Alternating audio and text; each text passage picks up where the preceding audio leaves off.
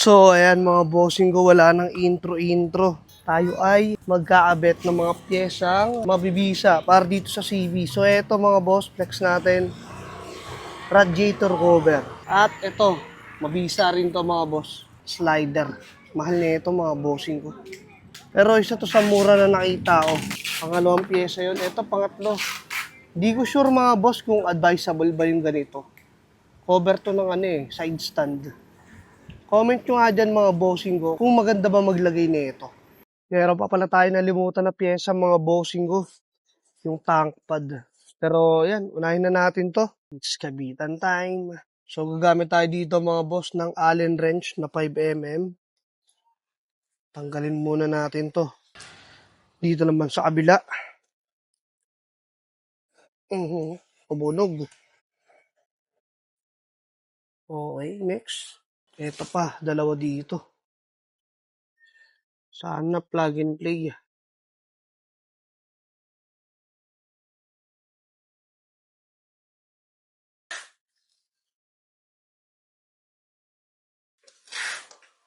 Alright, tanggal na yung 4 na tornilyo.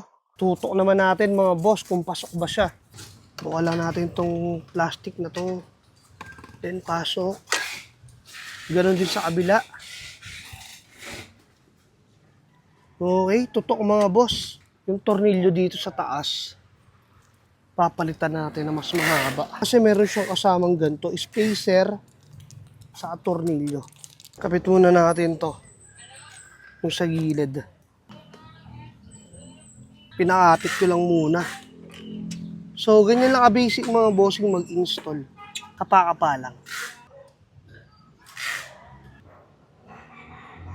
So, ayun na mga boss, nakabit na natin. Siyempre, bigyan natin yan ng kapirasong montage. Emocional, mas não vou com contação. Belo, vou viver a minha vida assim. E na fonte dos tu casa.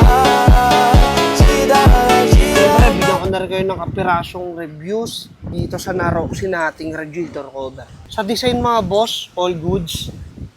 Quality, all goods din mga boss. At plug and play nga siya mga bossing ko. 4 na tornilyo lang mga bossing, basic na basic. Ikabit. Kayang-kaya nyo yan. Tapos ang kinaganda pa rito mga boss, sakto lang, hindi siya gano'ng kamahal. Kaya upload nyo yan. Kaya sa mga naka-CB650R, alam nyo na mga boss. Lalagyan na lang tayo ng link dyan mga bossing sa comment section. At kung nandito kayo sa TikTok Matic, try natin maglagay ng yellow basket. So ngayon naman mga bossing ko, salpakan naman natin tong slider na Naroxi natin. Kaya abangan nyo na lang sa susunod na episode.